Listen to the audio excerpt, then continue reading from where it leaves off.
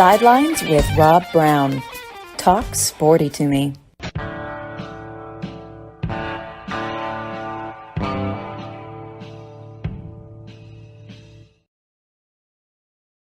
Hi, Rob Browne here with you on this Tuesday morning. God, it is cold up here. It's starting to feel like fall. I don't know if it is down in Savannah where Ben is, but man, temperatures in the 70s, in the 40s at night.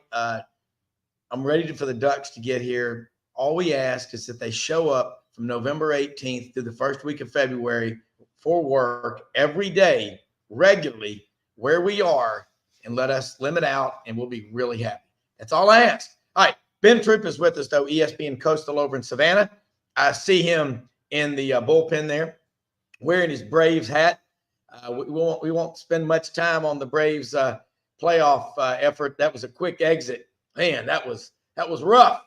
That one hurt. They don't like that playoff format. But anyway, we got a lot to cover today. Second segment, Vince Ferrara, the sports animal up in Knoxville, talks about Tennessee. They got a big one this weekend against Alabama. They were victorious over Texas A&M this past weekend. We'll talk about the VOLS. Top of hour number 2. Doug Dean, AU Dose in Birmingham, checks in with us. Doug always has a lot to say. I know he was down in New Orleans and Baton Rouge for that Auburn LSU game. He also has great takes on the SEC and college football in general. And in the fourth segment, the May Veterinary Clinic, Tuscaloosa and Northport, 2 locations open every day of the week since 1964. Dr. Wayne May started it all. Dr. Guy May, Dr. Waller May, and their associates and their support team, unreal. There for you, for your dog and cat and other pet needs. They are the best. I love them. They actually love what they do, and they do what they love. They were born to be vets. All right. But anyway, we'll be talking with Rodney Orr in that segment on the Tider Insider May Veterinary Clinic report.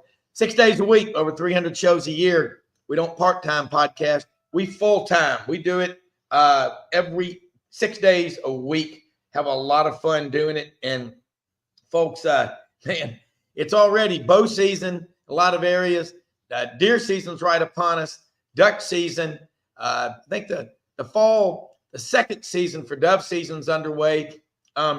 If you are a hunter and you hunt ducks, I recommend you go to Max Prairie Wings website or Rogers Sporting Goods in Kansas City and look for the chatter duck. Paul Peoples and an engineer there in Huntsville. Paul brought the idea. It's brilliant, and it's legal in just about every state. Chatter ducks. As somebody who duck hunts probably 1,500 times, I can't go enough. And I want to go another few thousand more, at least, before I turn 100. This is the most innovative tool, decoy, I have seen since the spinning wing decoys came out back in December of 99. You better get them while you can. They only have a limited number of them this year coming in. Chatter ducks, check them out. All right, Big Ben, let's talk about the Braves playoff, run. Anyway, next subject. But God, let me ask you this. You're you understand what it's like to have momentum and have to stop. That was frustrating, but they still got, to me, the best baseball organization there is, and they have over the last 40 years. They'll be back, but kind of give us a Cliff Note version of what you think happened and how they can fix it. It's the hardest thing to something that the Braves have always could never get past. Even back to the 90s was their regular season doesn't postseason success. You go back to the 90s. Okay. All right. Well, I see where Ben's having making a point about the Braves and their problems that it started in the 80s, but in the early and mid 90s, that's when they won the World Series in 95, won it again a couple of years ago. It is so hard to stop, cool off the bats, and then have to do it again. And you know what? I'll say this: if you're a Braves fan, right now you don't have anything to cheer about for a team that's in the playoffs, because they're not. But They play 162 regular season games. Those games matter. They're a lot of fun. But Ben, let's try this again. We were getting a little what I call the R2D2 effect when you're, it could be me, talking. You're going like meow, meow, meow, and it's all that interwebs. When the computers first came out, everybody remembers this. Anytime there was a technical problem, the computer guy would come over and say it's a syntax error. Nobody's ever explained what a syntax error is. But see, Ben, you're probably too young to remember that. You had to keep the computers in like a refrigerated cooler because they generated so much heat. But anyway, carry on. We were trying to solve all the world's problems in 3 minutes about why the Braves are not in the playoffs right now.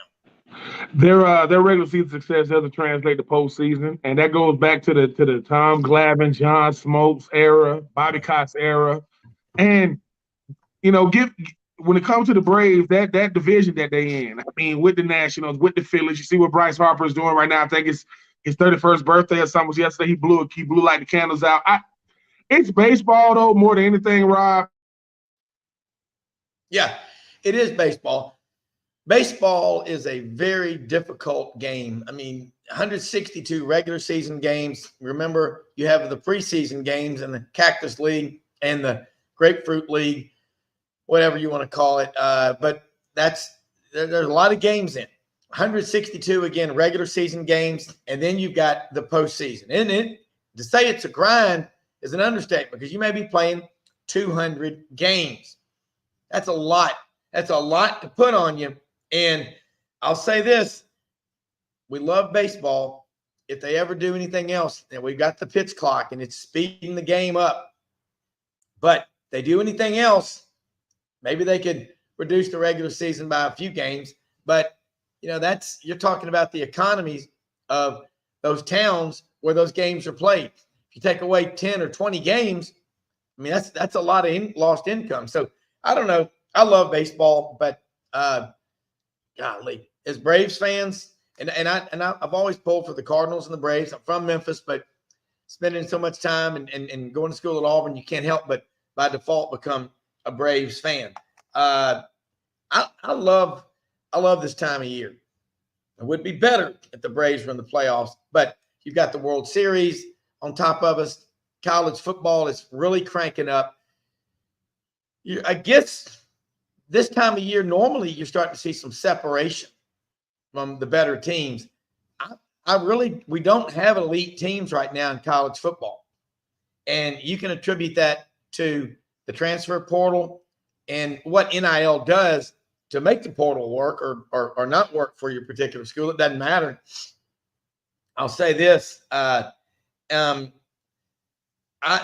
love to watch on TV as the rankings. We're about to have the first playoff rankings. Those are coming soon. But the CFP rankings are really all that matter. Once they come out, it's up to this point, you've got to have the teams ranked and those to be considered for the playoffs. But the playoff committee will meet out in Dallas, and we'll get Mr. Bill Hancock on here soon to talk about the playoff rankings and what goes into their decision. Everybody looks at the top four. When we go to the 12-team playoff next year, I promise you, this is my prediction. Every team in the top 25 in November is going to be thinking, hey, there's a chance that we could get to the playoffs. And why not? And that is going to be nothing but good for college football. Colorado, Deion Sanders coaching out there. A lot of eyeballs watching what's going on out in Boulder. Okay? People are interested in it. They're 4-3. I think they're 0-3, 1-3. 1-3 in the Pac-12. But that game they lost the other night, that's a tough, that's a team record. You're up 29-0 and you lose a game. And that can affect you for a long, long time. You all you can do is go out there and play again. But Pac-12, this is it. Colorado's going to the Big 12.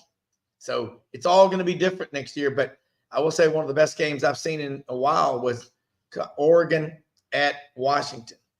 And they found a way to lose that game. That one was really a frustrating loss for Oregon. You see a team that's that talented, not that Washington isn't, but when you have two teams that are really good like that, it's going to be difficult to separate. And Bo Nix looks a lot like he did at Auburn. He has better players around him, better supporting cast. And just to me, looking at the game, I think Oregon has a chance to, like Washington, they both have a chance to win out. So it'll be a lot of fun.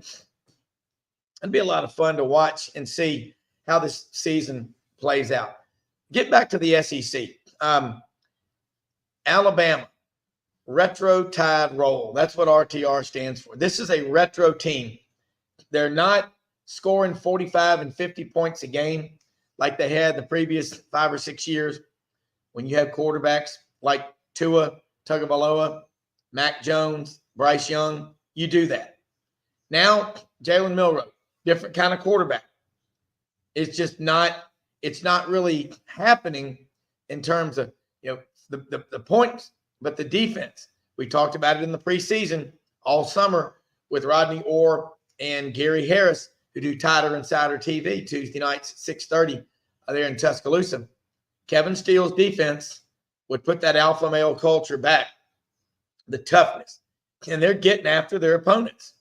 I think they're third or fourth nationally, Alabama is, in creating tackles for lost yardage. That makes a big difference when your defense can be that productive, that disruptive. That's huge. So Alabama and Tennessee will play this weekend.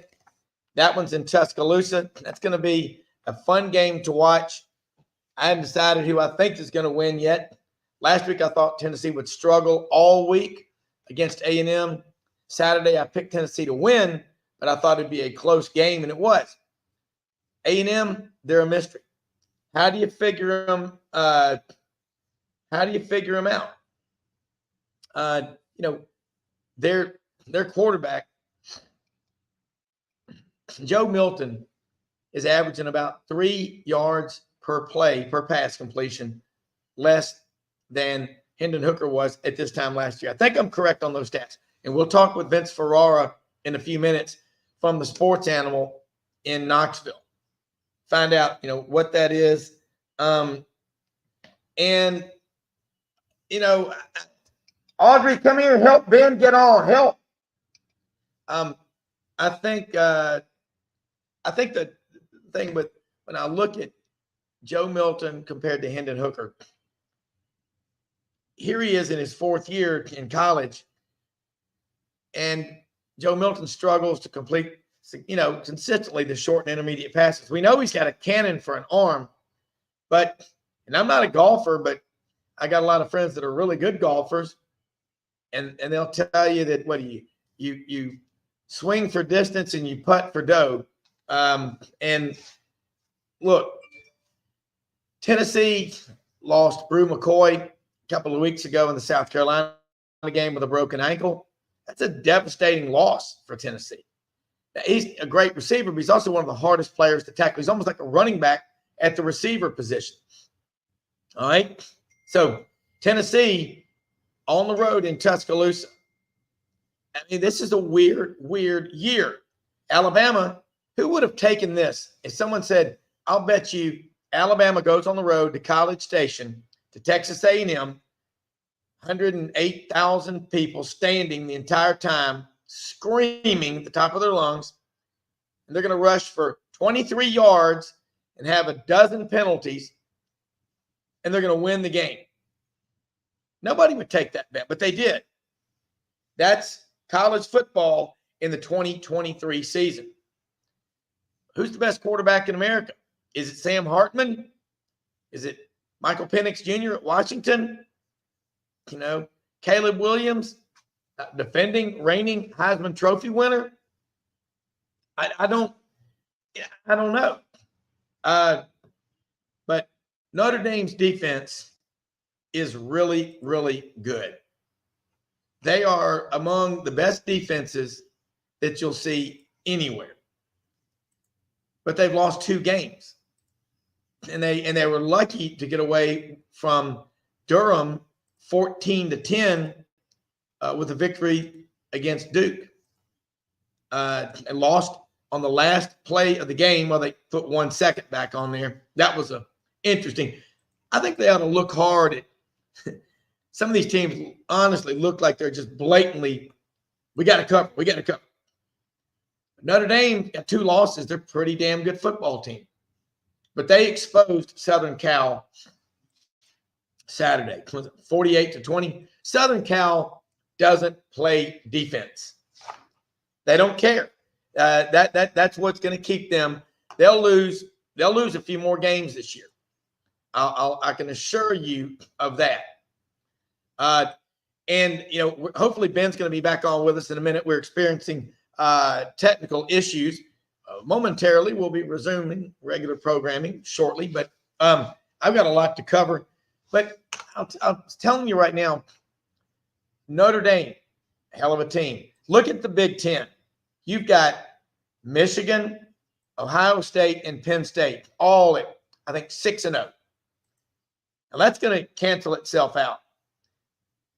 Michigan, and what did Harbaugh have to miss 3 or 4 games for some silly suspension? I don't know what happened. But I do know this. They're all going to play each other, and there'll be one team, I think Michigan, from the Big Ten that'll make the college football playoff. So, here it is. Thank you, Shoney. Drive for show and putt for dough. John Daly, he could knock the ball 1.5 miles down the fairway. I don't know how great a putter he was, but all golfers, that's why most of the elite golfers spend a lot of time at putt-putt. You got to work on your putting game and ride the go-karts. That's an issue. But I'll tell you, I'm seeing in college football now with the portal, 50% of these guys, you know what Sunday was, and we're celebrating it a couple of days late. The 5th anniversary of the transfer portal becoming the law of the land. Okay? And you can transfer. Now, they've limited it somewhat with the windows of when players can transfer. I think you can do it in, early mid-December through middle of January, and then mid-April through, mid-May. It's getting smaller. First time you transfer, you have immediate eligibility. Second time you transfer, you have to sit for a year. Okay? And you know what? I think the free market will correct it. You know what? You legalize marijuana. That doesn't mean everyone's going to go smoke weed before they go to work or fly an airplane or perform heart surgery. It means it's legal. Just because the transfer portal is there doesn't mean everyone's going to transfer. I tell you what, listen to what Lane Kiffin says. It's tough. When you've got a locker room full of guys that have been around your program for 4 or 5 years, you've got a legitimate culture. When you've got guys coming and going all the time, it doesn't work. And so everyone's saying there's nothing you can do about it. Yeah, there is. And I'm gonna fire a shot over the bow, folks, right now. I don't know how many of y'all are aware of what is going on in California. Another lawsuit, I think is in the court system out there. And it's about I believe it. Now, I'm not a lawyer, but, I had a vision, a Sundance last night about this. Someone informed me about it. We're going to get into it more with our resident barrister, Jack Turner. But this lawsuit is allegedly about all former student athletes, and every one of them being given NIL. Okay? And I'm being told that could potentially cost every school in America a total of a little over $4 billion.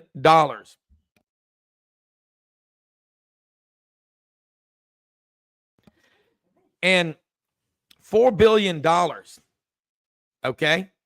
If this lawsuit goes through, now, we all know it'll be appealed and just over and over and over and tied up in the courts for years. But I'm being told that the judge in this case is not really a sports fan.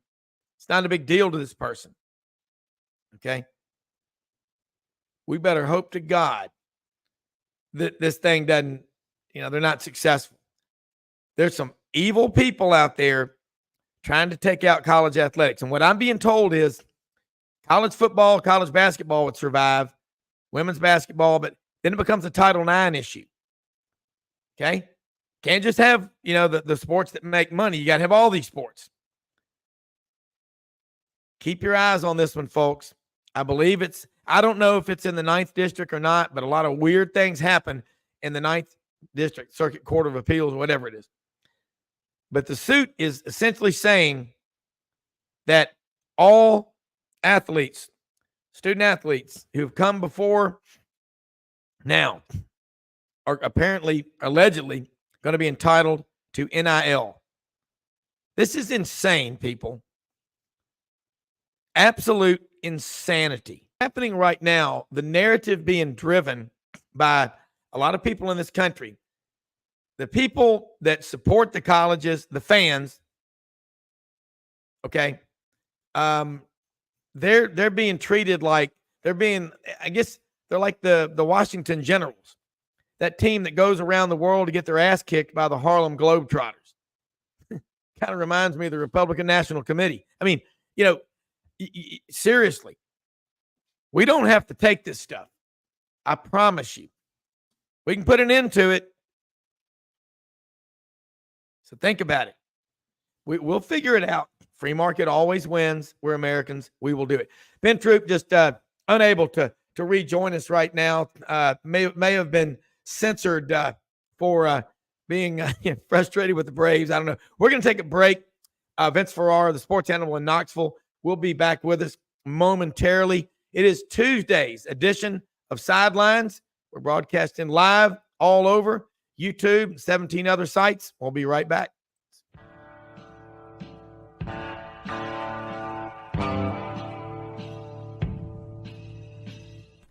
Red River Ford and Toyota, located in Wynne, Arkansas. If you're in the market for a new or used car, truck, or SUV, call, go online, or drop by and see them. Located 45 minutes from Memphis, go off the 4-city exit on I-40 and go north about 15 minutes on Highway 1. Easy to work with and still believe in customer service. If you live out of town, they will deliver your vehicle to you. RedRiverFordToyota.com. Just see what they can do. Strengthen your seed zone this spring with quality tillage equipment from House Industries. Located in Cherry Valley, Arkansas, House Industries specializes in manufacturing superior equipment that will minimize your downtime and keep you working in the field. To ensure the highest quality control, all design, fabrication, and testing takes place in a 99,000 square foot manufacturing facility located right here in the heart of the Delta. Locate your nearest House equipment dealer online at houseindustriesinc.com. House Industries, breaking ground. Sidelines with Rob Browne. Talk sporty to me. Unbelievably, every 2 minutes in our communities, a child is either bought or sold for sex. I am Ari Dickey, board member for the Nashville Anti-Human Trafficking Coalition. Join me and millions of others in our fight against human trafficking and for its victims by helping to educate the most vulnerable among us, our middle and high school students. Go to nhtcoalition.org, become a partner, and help keep our families safe, because none of God's children are for sale.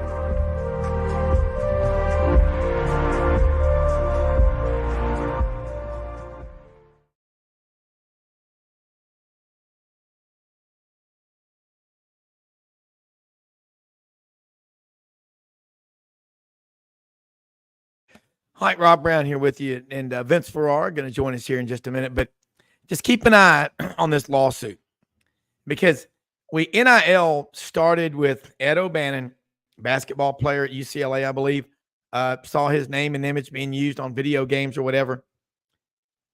And it's already, I'm telling you right now, there's not as much NIL money being thrown out there at every athlete as you think.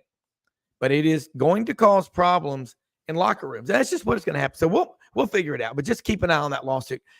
Tennessee, Alabama. Here it is.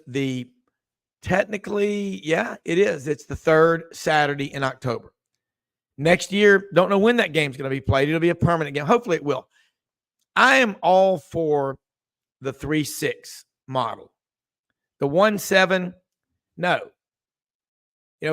And when we brought in 2012, Missouri and Texas A&M, again, I don't think Georgia has ever been, to this point, to College Station. I'm not sure.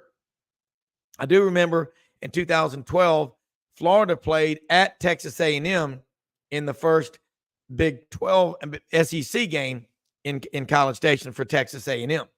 So, that was fun to watch. But I do think that as we go along, we're going to see a push once Texas and Oklahoma. Right now, I think that vote, you don't have enough votes.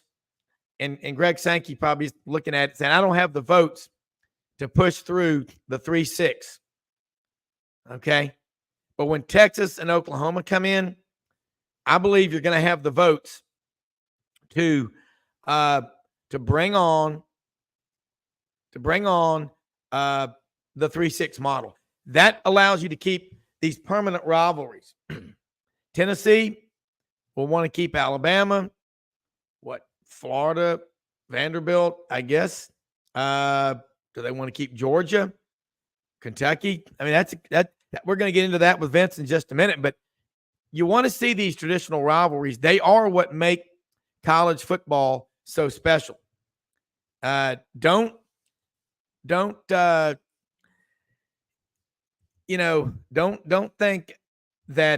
you're going to be able to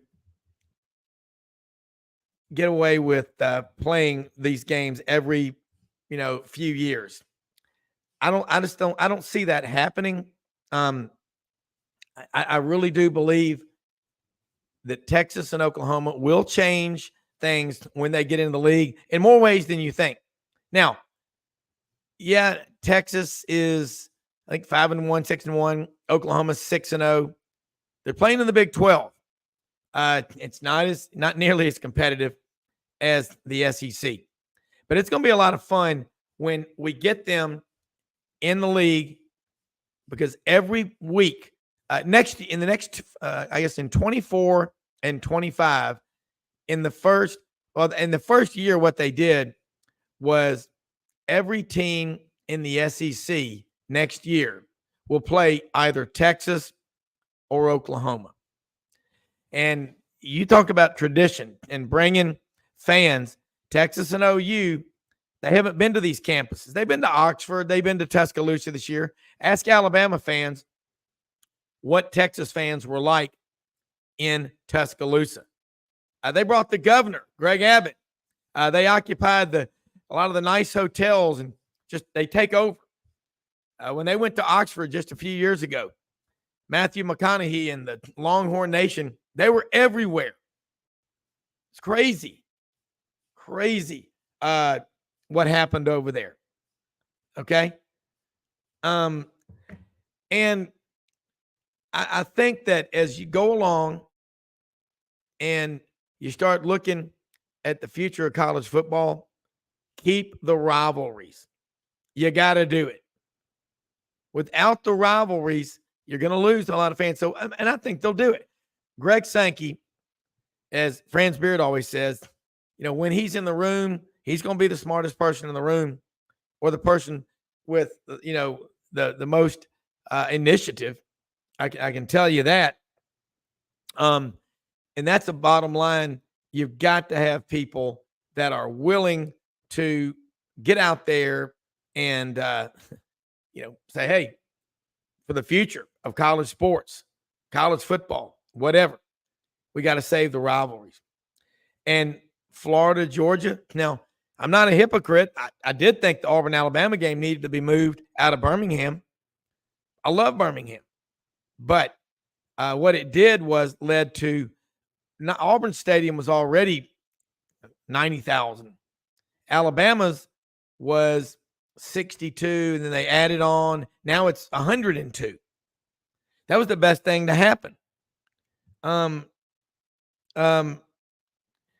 Yeah, and I think that if you start looking at the games that are going on out here, it'll happen. You'll have these. I think Florida, Georgia is going to stay in Jacksonville. I think they'll move it off campus. I think they've got to do some construction work there, and they're going to do that. But that game, I don't think either team feels like it's a home game for the other one. Both teams think they've got the crowd, but it's Jacksonville, Georgia, and I know they'll say, "Well, you can't recruit off campus, whatever." Recruits are there. Don't be stupid. That's just the way it is. I mean, kids are going to show up and be at the games. They're going to come on your campus. They're going to find a way to get there, and they will. So, all right, other big games in the conference this weekend. You start looking around. Auburn, Ole Miss. Talked about that yesterday. I don't know how Auburn's offense. Their offense is struggling. At this point, we always say in the second or third game, that's pretty much who you are. Okay. The problems that you have early on tend to stay with you throughout the season. Now, that's not to say you can't get better. And when we talk to Vince, I'm going to get into this because I've got a lot of questions coming in about, about what's happening at Tennessee with Joe Milton or whatever. But pretty much at this point of the season, the middle of October, you are who you are. And what do you do about it? Well, you figure it out. Vince Ferrara, the sports animal up in Knoxville. Hope things are better. Then Troupe was on with us. Tried to be ESPN Coastal in the first segment. We had the old R2D2 where you couldn't hear anything, and then he just disappeared after a couple of times. And I don't know if we're being censored by the folks in Vegas, but I hope this will work better. But hey, watch that Tennessee game Saturday. Let's kind of go back and get your takeaways from Tennessee's win over Texas A&M, how they did it, and we got a big one of the best rivalries in college football Saturday down in Tuscaloosa, Tennessee, and Alabama. But your thoughts on the win over A&M? Well, Rob, good to be on with you again. Always fun conversations with you and whoever else you got with you at the time. But it was different. It was something that Josh Heupel hadn't experienced before because he hadn't won that kind of game before. In fact, it was Josh Heupel's first win as a head coach where his team scored less than 30 points. It hadn't happened before. Yeah. He was 0-9 prior to that point, and 0-2 at UCF, 0-7 at Tennessee, now 1-7 at Tennessee, 1-9 overall. These just don't happen. Low scoring and close games. You think about it, Tennessee's losses have been routed by Georgia, routed by South Carolina. When there aren't close games, they're the shootouts, and they won. In fact, two of their worst defensive games last year, they won because of the offense. But this is just very strange. We had not seen this. Even Heupel walked into his post-game press conference, and he was like, wow, how about that game? Yeah. Which showed you like how unusual it was. He had to manage the game differently. I think what it did too is it made some people question some of his fourth down decision making, and some of those things were highlighted a little bit more because the game was shorter. You had to manage it. You knew you didn't have as many possessions. You had to play field position, those kind of things, because neither team was able to get a ton of explosive plays on offense, especially in the passing game. And we'll get into that. But I think it was very, very useful and positive for Tennessee to win a game in a different way. I mentioned Ole Miss beating Arkansas that way last week was good for them, even though it was closer than maybe some would have wanted. Hey, Lane Kiffin was fine with his defense showing up. So I think this Tennessee defense keeps getting better and better. And they've now basically been the key parts of the last 2 wins in South Carolina, even though they scored 41 points, but and then this game too. So they're playing lights out defense, had a punt return that was the difference in the game. And frankly, it was not just the punt return. D. Williams, who brought it back, the co-SEC Special Teams Player of the Week, he also downed the punt, the outstanding punt inside the 1. Then their defense came up with a 3 and out, held them at the 1, and then that forced the low line dry punt with their return unit in, and so it all worked together for that. The one element, the run game, was phenomenal as well when no one else had been able to run on A&M. So the biggest takeaway is winning a close game, and then this being the new identity of this team. They're a defense and running team that needs to get better in the passing game, but was still able to overcome it against a pretty good team. Yeah, and look, Tommy in Knoxville, will the Vols try rotating QBs? And no. I'm just gonna say, go ahead and not spend any time on that. Yeah, because to me, it's too late in the season. I mean, look at Auburn doing it. It doesn't work. People always think that the best quarterback is the backup, and it's so stupid because it is. I'm going to say it. Joe Milton, the only thing he struggles with is the short and intermediate passes, but he still, I guess it's when you lose Brew McCoy, who is an elite receiver, broken ankle, you're going to have to make some adjustments. So, and I think that you've got a leader in your locker room in Joe Milton, but what do you do to try to compensate for, hey, everybody has things in their game. Is there anybody that plays the perfect golf game? Hell no. I mean, everybody has issues. So what is Tennessee? What can they do against Alabama with that defense? Because you can't go long every time. And, Josh Heupel, he's an elite offensive mind.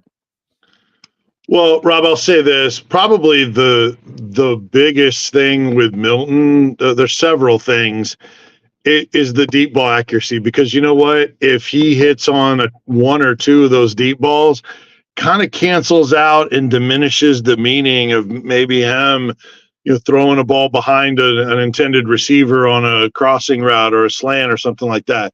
Yeah, he hadn't been elite in the short to intermediate. Actually, the short is fine.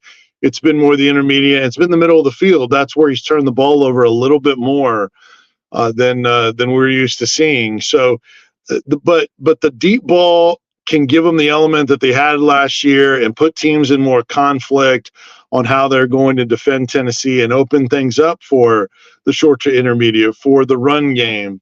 So that's where he needs to, if he's going to improve in anything, it's the deep ball accuracy. And it's not just on Milton, though. The wide receivers are absolutely a factor in this. Ramel Keaton had another deep ball sure touchdown drop, and he's had several of those this year. Just Dante Thornton, who didn't play much and still hasn't been able to, break the lineup, which is amazing to me. I expected so much more out of him with his freak ability that everyone was talking of.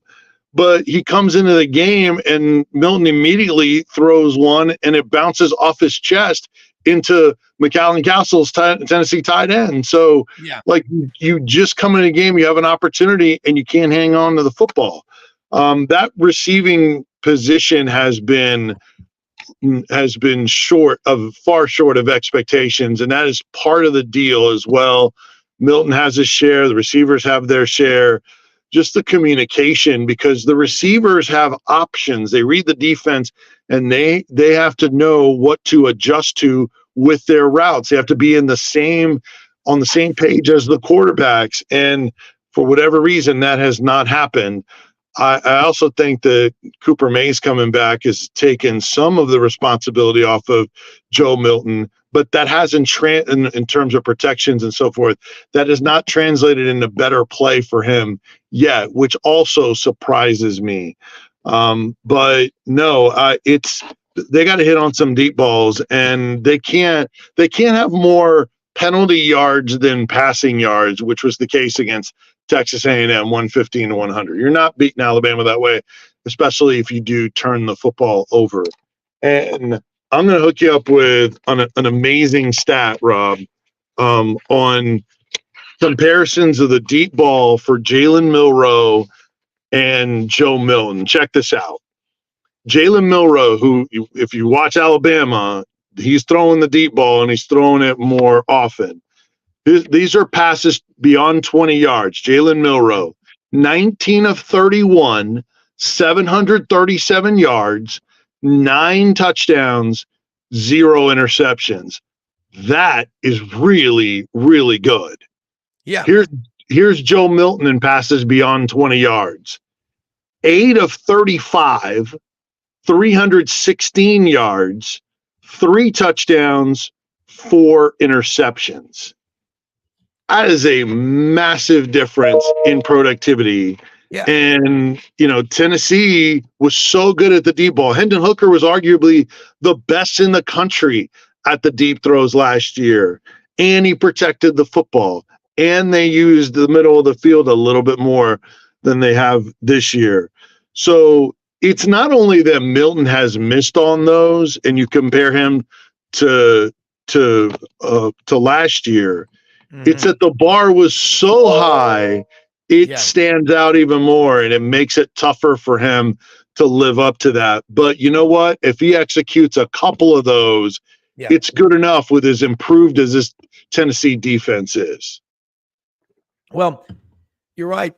Jalen Milroe, one of my guests last week called him a poor man's Cam Newton. He's fast. I mean, Rodney Orr, Tyler Insider will be on in the second hour with us. And he talked about him all summer. He thought he would be the starter. He's 6'3", around 230 pounds, and he's legit really fast. And he throws a beautiful deep ball. Yep. And both of these quarterbacks, this is going to be a retro game. I don't see it being a high scoring game.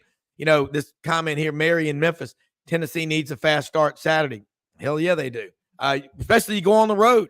But this will be, Kevin Steele's defense. They're going to come after you. They're going to be aggressive. They're going to be relentless. That's how they play. Let's talk about Tennessee. I think the Vols and Alabama are both top 5 for sacks and tackles for losses and all. Who's got the edge in your opinion? Because this is 1983 type of game coming up. It really is. And you know who made the winning touchdown was the Munford Flash. Johnny Jones from Munford High School, that 66-yard touchdown run. Alan Cockrell, the Tennessee quarterback from Joplin, Missouri, comes to the line of scrimmage. He's got Jones in the backfield. He's going to hand him off. And I'll never forget that because it was during my sister's wedding, October 15th, 1983, and they were yelling at me to come into the church, but I was trying to watch that game. I got yelled at. But that was a huge day. But I see a game going down to something like that, Vince. Historians, get ready. Certainly nothing like last year's 52-49 classic with the goalpost coming down. I don't see that kind of game with elite quarterback play, elite offenses, and defenses really struggling because I think both teams I know both teams are playing much better defense. People have come to expect that from Alabama. I don't think any of us expected Tennessee's defense to improve this much. Now, this is their first ranked opponent, right? The best team, arguably, that they played, you could say Texas A&M, even though they don't have as good a record as Florida, and they have offensive issues. Then the next team that you could point to as the best team was Florida, and Tennessee had a horrible second quarter against them. And so, and it was, it was pretty much done at that point. So Still more testing to be done. But here's the thing. They're getting to the quarterback. And how about this? I saw a Texas A&M reporter used some Pro Football Focus numbers, and I really like Pro Football Focus. We've talked about those numbers before. Texas A&M was pressured, Max Johnson, on 64% of his dropbacks in the game on Saturday. He says that is the highest pressure rate ever on a Texas A&M quarterback since they started tracking those numbers in 2014. Tennessee's defense did that. So the 2 sacks, 5 tackles for loss, they don't come close to telling the story of how much duress that Max Johnson was under. And so that is helping the back end. And another thing, Rob, is that's helping the back end, one, because they're getting to the quarterback quick, so you don't have to cover as long, but two, Tim Banks doesn't have to send a whole bunch of exotic blitzes. They're getting home with 4. Yeah. And they even have a rabbits package where they move Tyler Barron inside, and he's so athletic for those interior offensive linemen. James Pierce Jr., who had the highest grade of any defensive player in the country in last week's game. He's co-SEC Defensive Player of the Week. He's just been unblockable, and teams are now recognizing that and moving protections over to a second-year player that still doesn't even start games, but is that good. So that allows them to be able to cover more ground on the back end because you're not having to expose yourself with blitzes, because that's what they had to do a lot last year. They couldn't get home without it. And so all the pass rush and the coaching, you've raved about him, and I certainly know how great he is. And Rodney Garner, he's as impactful as an assistant coach on any team in the Southeastern Conference with what he's doing with this D line that right now, for at least for the upcoming draft, doesn't have any first round picks. They've got NFL draft guys, but they don't have the 3 5-stars that A&M does. Yeah. Now A&M was having a great year, and still has been very good on the front, but Tennessee's doing it with lunch pail and as a collective, and then with those edge guys. They're doing it in a lot of different ways. It's pretty impressive what they've been able to do and how much they've improved defensively. Well, here's some stats I'm going to throw to back up what you're saying. In team sacks per game this year, Penn State leads the nation at 4.5 team sacks per game. A&M is second at 4.14, and the Tennessee Volunteers, the Big Orange, are third at 4.0. You know, your GPA and my GPA in high school. Right. That's right. You know who's fourth? The Crimson Tide, touchdown, Alabama. Alabama's fourth at 3.71. And believe it or not, Ole Miss is fifth at 3.67. So 3 of the top 5 sack leaders, actually 4 of the top 5 are in the SEC. Texas A&M, Tennessee, Alabama, and Ole Miss. Penn State being number 1. And that is some serious coaching. Now, tackles for loss per game, A&M is number 1. Vince, they're averaging 9.3 per game. Texas State, 9.0. Oklahoma, I'm not surprised. Who's their head coach? Brent Venables. You know, 9 tackles for loss per game. Fourth is Tennessee at 8.7. Just backing up what you're saying. Those are powerful stats. And if you play for Rodney Garner, he's going to instill discipline in you. I'm not going to say. I just know people that he was at Auburn when I was there. He's one of the most loved guys ever to play at Auburn. They're so loyal. His players so loyal to him. Yeah, they love him. They're like, Coach G. He works your ass. He will push you and push you. But I love him. They love him because of that. He came from a great family as well. No doubt about it. And he's about team. He's about being unselfish. He's about effort. And yeah, he coaches you hard, but he reminds them. And teammates, the older guys have to remind the younger guys, don't pay attention to the message, not how it's delivered. It's the message, because it could get a little salty out there, but man, they appreciate it afterwards because they get better and he knows what he's talking about. Yeah. But what you're right in those numbers backing up, but the eye test tells you that they're impacting quarterbacks even more than those numbers. And considering where they came from last year, especially in the pass defense, because they were still very good against the run last year and pretty decent in tackles for loss, but they're sailing past the ratio for everything last year. James Pierce Jr., a second-year player, again, he doesn't even start ball games, but he plays close to starter snaps at that Leo outside linebacker hybrid spot. And he's a second-year player. We didn't know if he was going to break out this year or not, but he's long, twitchy, fast, physical, can cover, and also obviously get after the quarterback. But he has 6 sacks this year. Byron Young, who is wreaking havoc in the NFL as a starting outside backer for the Rams now and a third-round pick, he's the best of those VFL rookies, by the way. And he had 7 to lead the team last year. They only had 31 sacks as a team last year. So they're blowing past that and ratio too. So it is very impressive. And they're doing it without, it's not like they're fully healthy on defense too. They haven't had Keenan Peely since the opener. Probably won't get him back till early November. He's a starting backer and he was outstanding in the opener. And then guy that I think would be starting maybe at a corner spot in Danico Slaughter now hasn't been able to come back and get his starting spot back because he was banged up.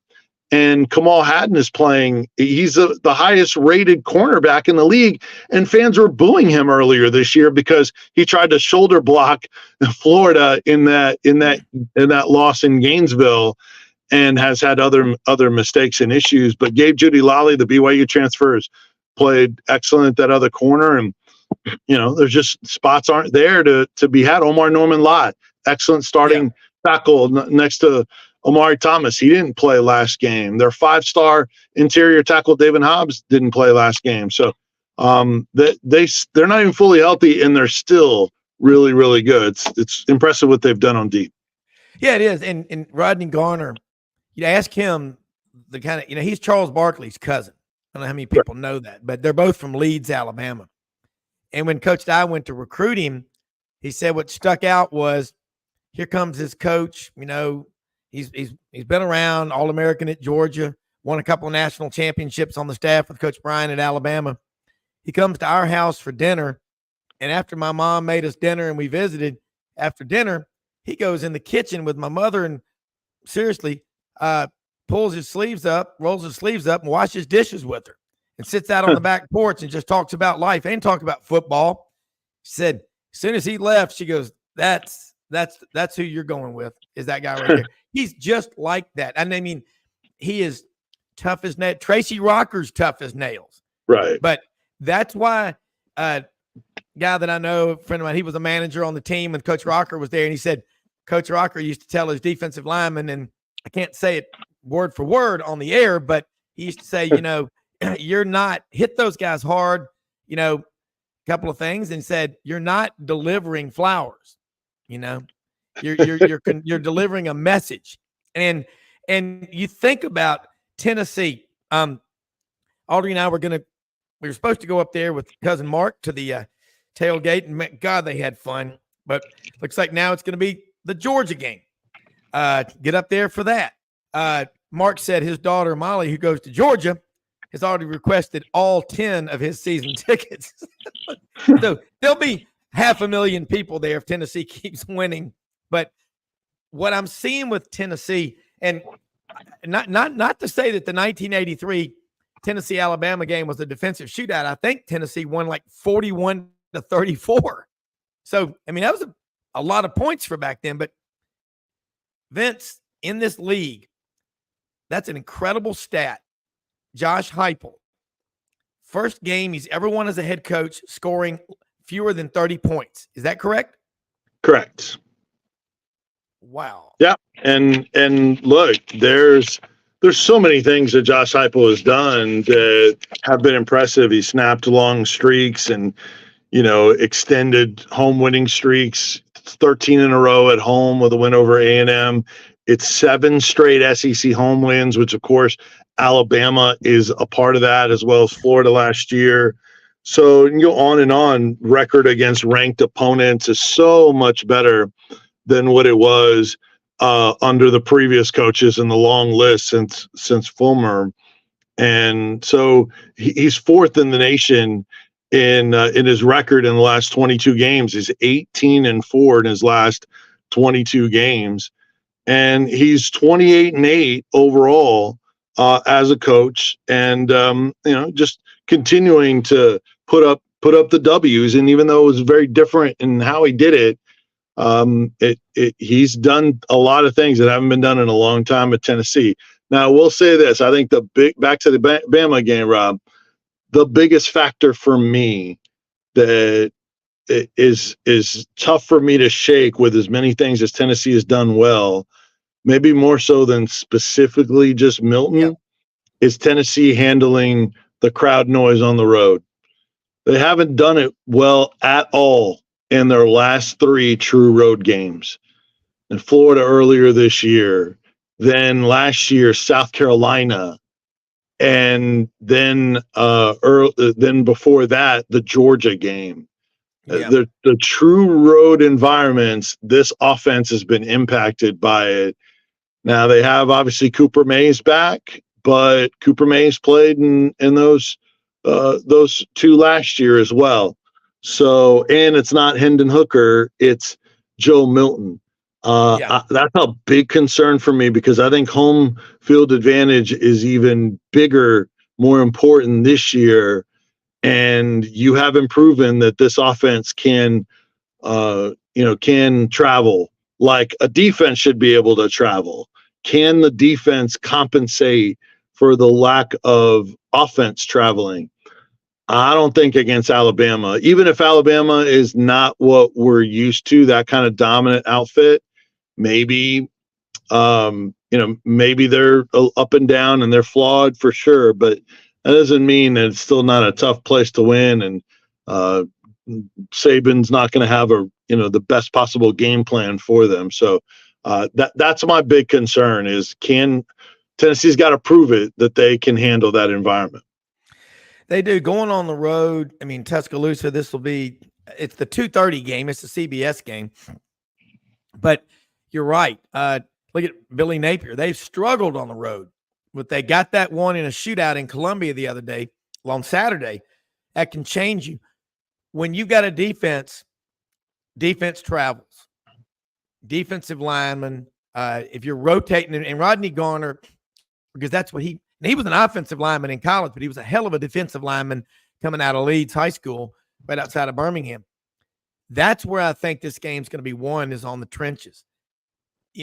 Freddie Roach, defensive line coach at Alabama, he's not Rodney Garner.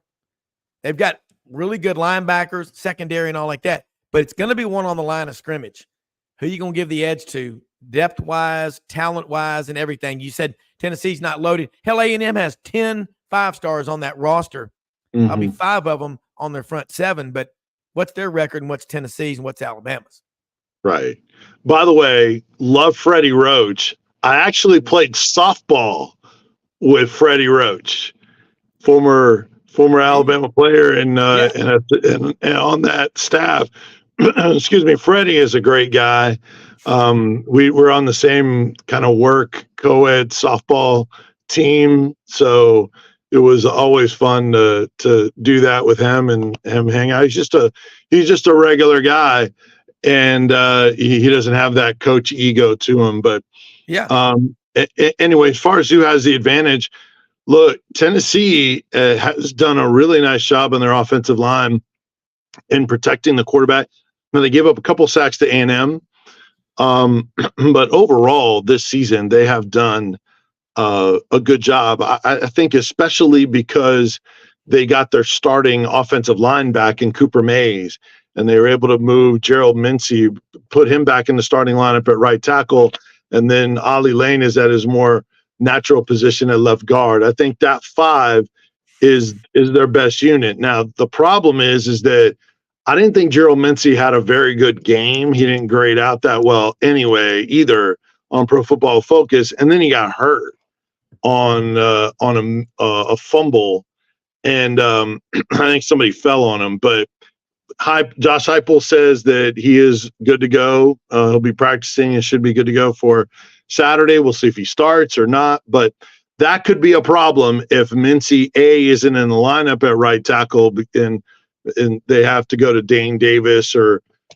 J.J. Crawford, who started there most of the year before that, but he has been banged up. So if they have to go to someone else at right tackle, that could be a problem because Alabama will scheme and attack that part of the line. But if Tennessee's got their starting five with Cooper Mays there, I think I give them at least a chance to hold against that Alabama front. Dallas Turner will be hard to deal with no matter what.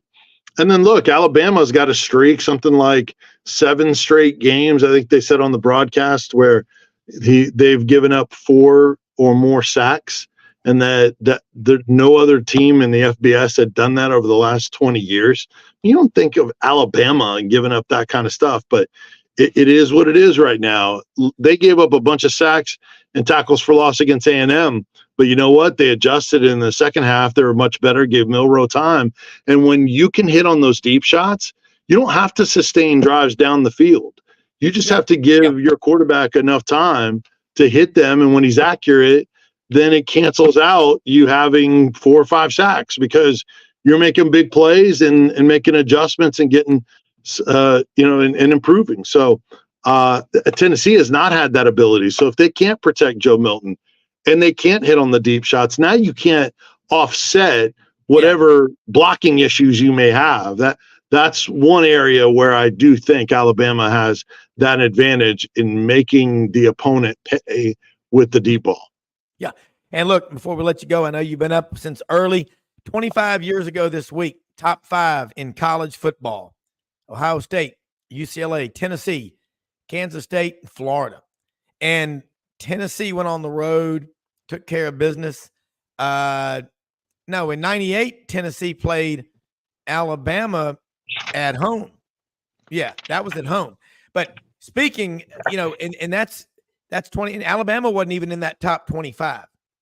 That was in year 2 under Mike Dubose. So big game. Look, Vince, let people know how they can follow you, keep up with you. Doug Dean is about to join us and talking with Vince Ferrara of the Sports Animal up in Knoxville. But hey, when Audrey and I come up to Knoxville this season, you got to come over to Mark's Tailgate with us before the game.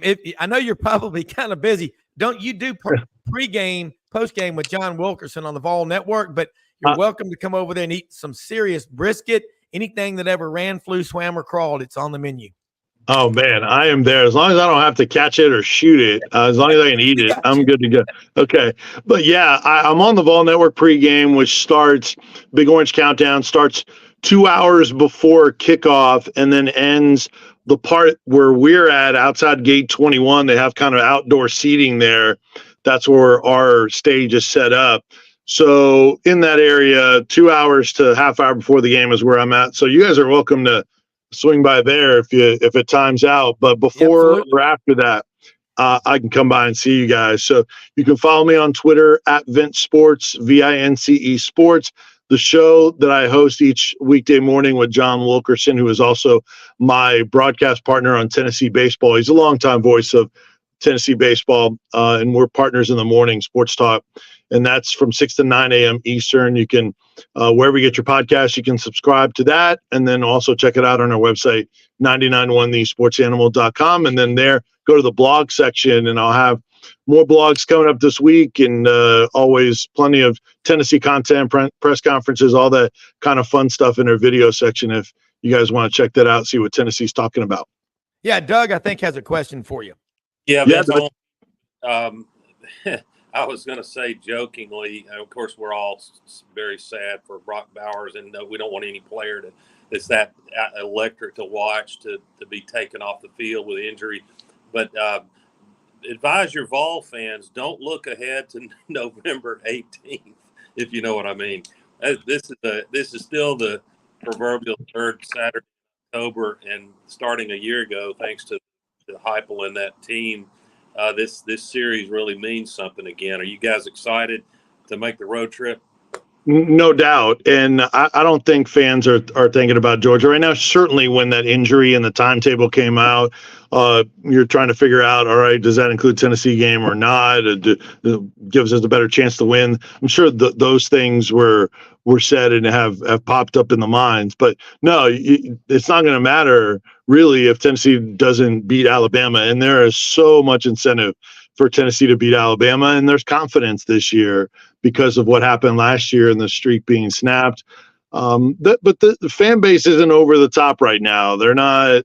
I think there's plenty of people that are complaining for a 5-1 team versus being happy at the opportunity of what's ahead. They know how good Alabama is, even if they're not as good as the past. And they know that in order for them to have their national dreams, you got to win this game, and they got to be better than they were last week to do it. So, yeah, excitement for sure. You got to find a little more lethal passing attack. Do you agree?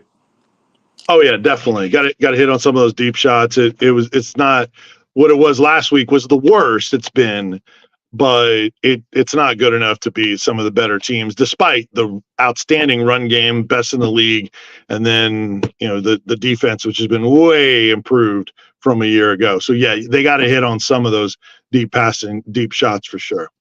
Last comment, you can get out here. What's exciting for all SEC, of course, you're Auburn. We're building for the future. That was evident Saturday night when I was in Baton Rouge, putting it my Yes. But for all of us, just as fans, first year I can remember in a long time that it's wide open in November in both the West and the East. Yeah, I still don't know that anyone is on Georgia's level, but with the Bowers injury, and then if I think Tennessee is the best chance, even though they lost. I think they have the best team to be able to challenge them. I'm not sure that Missouri would, but I still think that there's a gap there, even without Bowers, with Georgia and everybody else in the East. I agree with you, the West being wide open. You argue maybe LSU is the best of the West right now, even though Alabama's got the 4-0 record. But yeah, it overall, I agree with you. It is more wide open than what we normally see. Good to talk to you, Vince. Hey, Same Vince, here, thank you so much. And look, the funny thing is college football, it just every time we think, oh, it's ruined, not even the adults, as Tony Barnhart says, can mess it up. But after hearing what you said, that exchange with Doug, it's just going to be another great Saturday. I love it. Yeah, allegedly NIL. I'm sorry, Rod. Allegedly NIL and transfer portal were going to ruin the sport. I think a lot of us are still watching and enjoying it, though. So yeah, exactly. Anyway, good to talk to you guys. Enjoy the rest of the show. You too. All right. Hey, is what we talked about. Now you put it in writing, Doug. Put the ball in your hands and let's get rolling, because your takeaways from what happened in Baton Rouge, and then looking ahead, and I've got some pretty cool facts coming in. Yeah, well, first I want to say, and I say this all the time, but with really, really rare moments in which you don't always control what mood somebody's in when they come on the show or what may come out of mine or somebody else's mouth, but I'd say 98% of the time, it's just pure class from the guests that you bring on. And I think you, Rob, you set the tone for that. People get it. And I think, honestly, it's not fair to call that a unicorn. There's classy discussion of college football on other venues and mediums, but there's probably a majority that just run an angry, rabid show for clickbait. And so Vince is a super nice guy. Yes. And if I ever had from any previous road trip or big loss to the Vols, if I was tempted to just not like someone who wears the dreamsicle orange, Vince makes that impossible, because he's just first class, and he's complimentary of the opponent when they've earned it. So I just wanted to make that mention. So Yeah, Rob, I'm still glad I went with some good buddies of mine, one from Kansas City, one from Brentwood, Tennessee, and we took in the sights and sounds of Death Valley and Red Stick,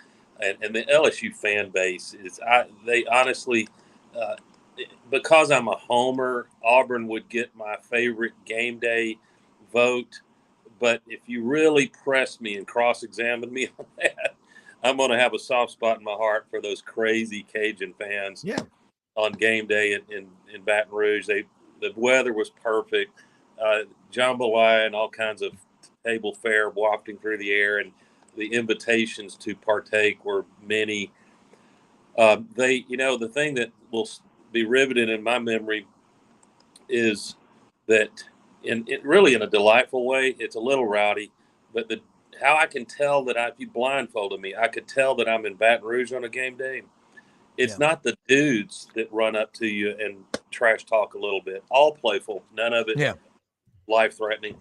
But the women in Baton Rouge will come get in your face. It's amazing. They raise them to, they're combatants on game day too, I guess is how they look at it. And will let you know that how to pronounce Go Tigers.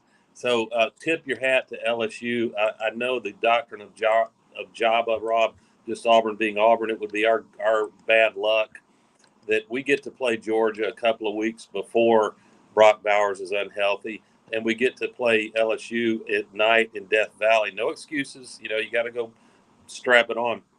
When they appeared to really, to a degree, find themselves defensively. Or is it more like, Rob, if we're being candid, that just about any defense could get well by playing this Auburn Tigers offense? True. Yeah. They struggle. They struggle. I mean, and it's tough to figure out. If I were Hugh Freeze, I would take over play calling duties, or I would be more involved. But I know he's got to look at the big picture and recruit and do a lot of things. I'm sure he has a plan because he's gotten this far because he plans ahead.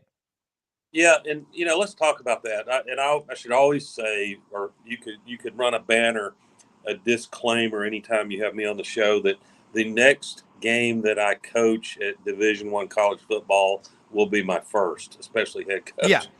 I coach from the couch and from the nosebleed section in a given stadium, but that's part of the fun. I don't think Coach Freeze or any of the coaches who think rationally want us to quit having opinions. That's the fact that we care that much is the fuel for writing big checks and being the bill payers for the athletics programs at our, whatever our beloved university is in the South. But I'll pose a few questions that almost Coach Freeze himself has posed. The rationale Coach Freeze gave, which makes sense when he took over in hiring Philip Montgomery, who's got a Art Briles pedigree and has had some great moments. I'm a little worried that looking back, some of his best moments, he had the security blanket of Art Briles also being part of the Brain Trust. I think when Hugh was out on Philip Montgomery's out on his own, it might be a little spottier record, but nonetheless, he's highly respected. So he gives Montgomery the play calling because he's going to be spending so much time recruiting one-on-one, and that's smart. You only needed to see how the game was playing out, especially in the trenches, to understand that we have a gap with LSU and 3 or 4 others on talent that's going to be hard to overcome with just scheming or motivation. So, my problem with it as the season has progressed is that we've got recruiting underway. The relationships are there. We can get kids in for official and unofficial visits. There'll be a stack of unofficial visits this Saturday that may help. But if he's said repeatedly, he's found it very uncomfortable not calling the plays. Well, your head coach, get rid of that discomfort. The team is probably picking up on that, and they probably hear him in the headset on the sideline overruling or suggesting things. I know for a fact in the LSU game, he said to Montgomery in the headset, run the ball, run the ball. And Rob, I don't understand deferring. Opening kickoffs you can make too much of them, but in a hostile environment like that where we've got problems feeling confident on offense, I don't understand giving LSU's strength the ball first. 4 plays, they're in the end zone. They must have thought our defense could make some plays and set us up nicely, and then we get the ball coming out of the third. But then when you do get the ball, we don't throw the ball for 2 or 3 series, at least 10 or 12 plays, if memory serves. And, man, in that environment, putting Thorne back there in the shotgun with the noise, we have yet to figure out the center to quarterback snap exchange. And it was a comedy of errors. And, you just can't start that slow unless you're really a talented team, almost at the level of 2010 Auburn. You can't start that slow in that environment and hope to hang with them. I agree with you. And I like Kelly Leak. LSU fans are not mean. They're just misunderstood. I've always had a lot of fun with them. I was stuck up here with some LSU fans. Oddly enough, Tanner was making gumbo for us with duck, chicken, and sausage, and something I've never had gumbo with, by the way, duck eggs. A dozen duck eggs mixed in there. God, it was so good. Oh, it was scary. But going back to Auburn, and you look at that fact came up. Auburn currently has $19 million in cash for NIL. Well, doesn't I'm sure A&M has more. Who knows? Doug, I was told by someone one time, if money can solve it, it's not a problem. And I see that in my wealth management practice. Again, you throw money at 18, 19, 20-year-old, your own children, what do you think is going to happen? I'm getting a lot of stuff from A&M folks that watch the show and saying, it's too damn nice. And I've said this, and we've said it on this show. You can make your facilities too nice. You've got to instill an alpha male culture there. Let's talk about what Ron Roberts does with the defense for Auburn. I mean, eventually a defense can just wear out if they don't get support from the offense. And Auburn's got they got 5 more regular season games, and they've got hopefully a bowl game to go for. They got a lot to play for. Yeah, and I want to comment on the chat dropped in your show from Kelly. That's a great observation. Good. And I don't think LSU fans that I know care to be understood. They're the most united, riveted together fan base, even when the times are tough. Yeah. It's kind of like we can yell at each other, but don't you ever try to attack our family. And Auburn has a little of that. I guess most. Yeah. But great observation. I had a complete blast with the LSU fan base. And, the difference, Rob, you can see them with a DJ and music cranked to Spinal Tap level, and they're dancing like it's a fraternity party at tailgates. They're not trying to be dignified in their penny loafers. It's just hilarious, fun to go there. I'll miss it for 4 or 5 years until it rolls around again. But, I don't know. I don't want to. It's possible once a game gets away from you to make too much of it. Yeah. We knew that really no one Florida State did early season. But since the Florida State game, which was a wax job on LSU that shocked us all, no one has kept LSU down in terms of scoring. Ole Miss managed to beat them in a wild, woolly shootout that whoever had the ball last was going to win, I guess. But in Auburn's case, I was reluctant. The Georgia game made it hard for me to reach this point of view, but I'm there now.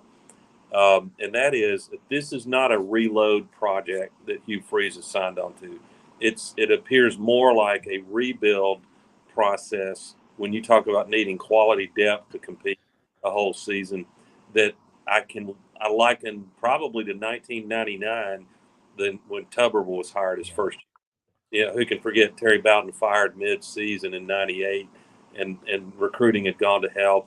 We've definitely got some playmakers, But when you get past the starters, in many cases, they're not necessarily SEC caliber. The goal is to win the SEC West. But, the fact that they did compete as well as they did against Georgia also tells me they're as a team, they haven't matured. And by mature, Rob, I mean being able to go on the road and be warriors, to have the dog in you, that you relish a fight like that on the road.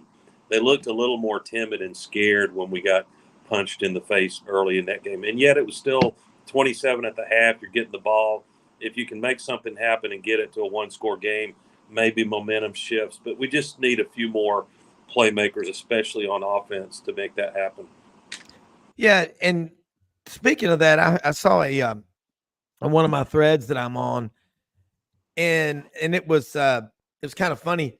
But the guy said, Auburn has maybe 3 players on its current roster that could start for the teams that have beaten Auburn this year. And I'd say those 3 are on defense. Eugene Asante, Jalen Simpson, and maybe, DJ James or Keontae Scott, the kid from San Diego that's out injured. But on offense, and Jason Caldwell was on yesterday. Whatever happened to Jarquez Hunter, he's a different running back, and he missed a lot. And, you missed all that conditioning. And as Jason said, you're training on your own with trainers and stuff. It's different than being with your teammates. You need Damari Austin healthy. But I haven't seen a freshman running back like Jeremiah Cobb, not just a great runner, but a pass catcher and everything. Sean Jackson. There's a lot of talent there. I just think Jarquez needs more reps. But what do you do? What you got to do something, because your plan is to win every game. Yeah, well, if you're, I got to do a minor edit. If you're looking at the defensive side of the ball, you got to have. Yeah. You didn't say Harris, did you? I mean, he's got to be. No, Harris. Yeah, defensive tackle. Yes. Yeah, he could start. The guys you can go to war with. I don't know. He might not be in the starting rotation at an Alabama or Georgia, but he'd certainly be in the rotation. I'm only talking about the teams that have beaten Auburn, not everybody else, because he's that good. Oh, I see what you're saying. Yeah. And no, there's no question. I think we saw last year the guys that were getting playing time, especially Jarquez. I mean, he going into this year, there were some that thought, well, he has a chance to, as it progresses, if he gets some blocking and the threat of a passing attack, which still hasn't unfolded and likely won't at this point. We would know it by now, I would think. Jarquez, some thought he might knock on the door to be all SEC, but I think he's dealing with some sort of injury. He's not going to make excuses for that. Hopefully he gets that back to 100%. We see what he can do from last year. But until then, Hugh Freeze has the unpleasant task of giving more carries, I would say, to Batee, the smaller back who's really got electric. All he does is make plays. And frankly, the true freshman, 23, Jeremiah Cobb, who every time he gets the ball, it's exciting. And I'm with you. I don't know that you meant to argue for this, but because he's 6 foot, I think 6'1", maybe 240-ish, and a load to deal with, I wouldn't mind seeing, if they're going to play Robbie Ashford more, I wouldn't mind seeing Sean Jackson in there, because he seems to really have vision and forward lean. And it would give you the ability to play him almost like an H-back or tailback and do some interesting things with formations. So I'm not saying he gets the starting nod.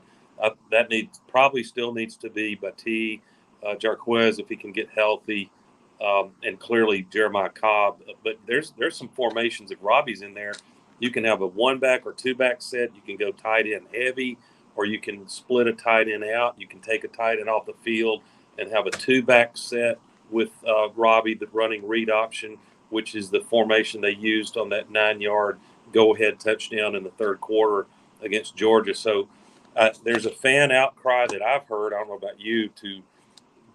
We've seen all we want to see of Peyton Thorne. Let Robbie have a start and see what he can do without yanking him out on third down.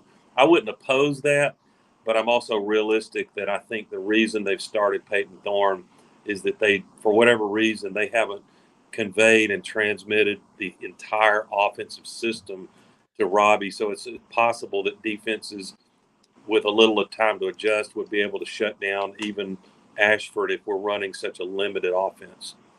Well, you got to have a leader, but before the first game, Peyton Thorne was elected a captain by his teammates. So, and I wonder, again, you can overcoach people to the point where they start popping, like looking over their shoulder, anticipating a correction. I used a very primitive example, but in dog training, I know from somebody who's very high strung, be careful about overcorrecting your dog because they'll be running 100 yards out in the field and they will literally stop and look over their shoulder, anticipating a correction. You don't want to do that. Peyton Thorne looks frustrated to me. He's the son of a coach. He he started 26 games at Michigan State. They've got good athletes up there. I don't know, Doug. I like the way you're very cerebral. You're very calming influence on my ass. I can assure you. What would you do? I mean, seriously, if they said, Doug, we're bringing you in because you're good at this, talk to Peyton, talk to Robbie Ashford, the two of them together about how you can use them best and how you think they can both help the team the best. I want you to kind of play that role here. I appreciate you're good at it. A very lay person, I don't know, above average, interested, engaged football fan that, and I've certainly had the privilege of talking to a large number of coaches over the years. So you hopefully your comprehension of what's really going on becomes credible. And what I'm seeing, and I appreciate you using the word overcoaching. I want to give credit to Cole Pinkston at On3 Live, an Auburn site, that none of us know for sure, and maybe Hugh Freeze and Thorne don't know for sure, but it's possible that as Hugh jumped out and I think kind of rushed naming Peyton the starter.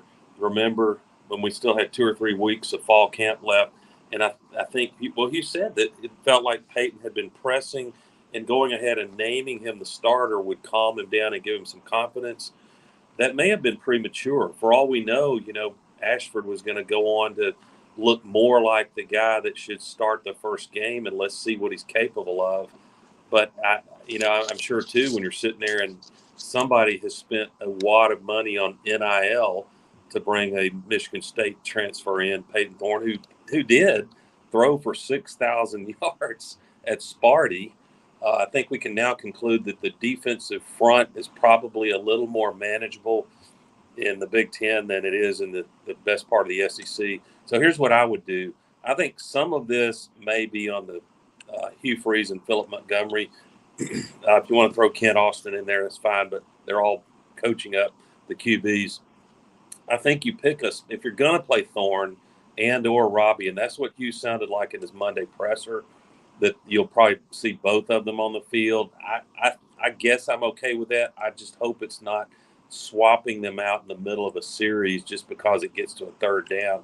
But I think what I would do is tell both of them that there's certain play calls we're going to make, and you will know which ones. When we're going to the air, I want you to the cue was in the movie featuring the Florida Gators and Urban Meyer. And I don't want to dump an expletive on your show, Rob, but recall what the breakthrough mentally that Meyer had to make in the really big games. And that's a head coach in play calling. Let the blankety blank go. Let the MFer go. And what was meant by that was I want you to relax. And Peyton, I don't care what it looks like downfield. You're probably going to have 3 seconds to find your open receiver, go through your progressions, and I want the ball coming out of there, and I don't care if it's intercepted. And that's exactly what I had a problem with just before the half. There was under 30 seconds. I think we got to 4th down. It was safe enough when you're down like Auburn was, safe to throw a deep one, but you've got to get the damn ball out of there. It doesn't matter, Peyton Thorne, if you hurl it downfield and there's an interception, it's as good as a punt. And that this situational awareness is missing. And if there is a way, there may not be, but if there's a way to get Thorne calmed down again by saying, listen, quit playing not to make a mistake. That's our fault to an extent. This next game, we want you to go out there and fling it, and we don't care if mistakes occur. We'll ask our defense to bail us out. And then maybe you can get 4 or 5 plays strung together where you actually complete passes downfield, and you look around in the huddle and say, well, gosh, this is not as hard as we thought. Let's go. Yeah, I mean, how people react under pressure says everything about them. And you know, you've got to have one leader. I mean, Alabama was struggling much more when the weirdest game I think we've witnessed was that South Florida game.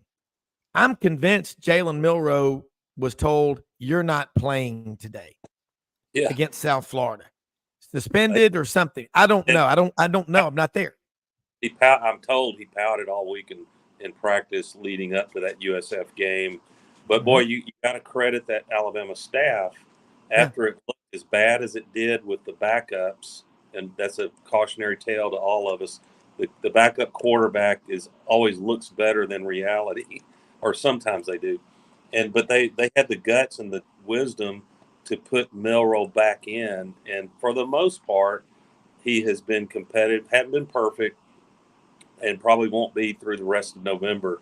But they're sitting in position to win the SEC West. Yeah, they are. And, you know, those people that question Kevin Steele, they don't know Kevin Steele. Who was the first coach Nick Saban hired? It was Kevin Steele. Their defense looks like a Kevin Steele defense. They got a lot of respect for him. Doug, Rodney Orr is going to be joining us here any second, and hopefully Justin Wynn, general manager from Red River Ford Toyota in Wynn, just to say a couple of things about what's going on over there in Wynn. But stay with us if you can. I love your take on, you know, the quarterbacks. And Jason brought this up yesterday. Do you go up tempo? What do you do? I mean, you got to make a decision. Again, put on the headphones and the $7 million a year contract. Think like that. Think like Rob, you're making $7 million. I want until Rodney jumps on, and I'll get out of the way because I got a ton of good Bama fans that want to hear his take and content and opinion with the big Bama Tennessee rivalry game dead ahead this Saturday. But I want to zoom out with your help to look ahead to what potentially could happen with the playoff selection committee. Yeah. I'm a Bo Nix fan. I'm happy that he was able to transfer and get some success, enjoy what his capabilities were at a program like Oregon that, putting it mildly, has no trouble getting your image and name out there for more than Heisman consideration, possibly, NFL draft consideration. But you peek ahead, Oregon lost a tough one by single digits. And they'll play Washington again in a conference championship game. But you look around, I mean, what's going to happen with Texas and a few others, Florida State. But it does not look like the year that the SEC would very likely have 2 teams put in the playoff. That can change, obviously. But I'll introduce the term political fear. If let's say a one-loss Oregon, if they're conference champion, they beat Washington, I would guess they're in. They might be the 4th seed. But I could see a scenario where, if a couple of teams like Michigan stumble, the SEC champion is 2 losses, they're probably in, but they're the only SEC team in. Yeah. But I can see a situation where an Oregon or conceivably a Washington is very worthy, but they get left out. They're not the second Pac-12 team pick because there's no political fear that the selection committee has to have from a conference that no longer exists. Yeah, it's going to be a fun case watching this playoff. And next year with 12 teams, you alluded to it earlier in November, everybody in that top 25 is going to be thinking, hey, there's a chance we're going to make the playoffs. If you think Deion's drawing a lot of eyeballs to college football, wait till next year. Rodney Orr, Tighter Insider, is with us right now. May Veterinary Clinic, Tuscaloosa and Northport. 2 locations since 1964, a great American, Dr. Wayne May started it all with the May Veterinary Clinic. And then Guy and Waller, veterinarians, Auburn College of Veterinary Medicine, took over and joined their dad. And they have great people there. If you have dogs, cats, they even have daycare, dog and daycare facility called Camp May with a pool outside and even connecting cat condos. They're open Monday, every day of the week. Sundays, drop off and pick up only 3 to 5 p.m. May Veterinary Clinic, Tuscaloosa, Northport. Damn proud to have them as a sponsor, as we are always when Rodney Orr of Tyler Insider is on. And third Saturday in October, Rodney, Doug Dean's on with us over in Birmingham. AU Dose, got a stat up here. Tennessee and Alabama started playing in 1903. Alabama leads that series 59-38-7. This is what we love about college football Saturday. What are your thoughts? Well, I heard you mentioning the May veterinary clinic, and you mentioned all the Mays, but listen, there's another May, Al May. Yep. Great guy. Great guy. Kelly, yeah. Joe, there's a lot of Mayday. Yeah, and outstanding people. Hey, listen, no, you mentioned the Alabama-Tennessee series. Alabama, obviously, they're looking at the numbers. 60% of the time, Alabama beats Tennessee. Just kind of looking at that game, the game coming up Saturday. This is another one of those games. There's no margin for error for Alabama. I mean, to me, it's a pretty equal game. I give Alabama maybe a little edge. Part of that's, being at home. But I don't know that right now, just looking at them, to be honest with you, I don't see a ton of difference. To me, maybe you guys do. But I think Alabama defensively is playing really, really well. I think they played well Saturday, and, some things happened there later in the game that kind of turned it around and allowed Arkansas to get back in it. But, I watched Tennessee and Texas A&M on Saturday, after the Alabama game, got home and got to see some of that, Rob. And I just, to me, I didn't see a lot in Milton as a passer in that game, but they run the ball pretty well.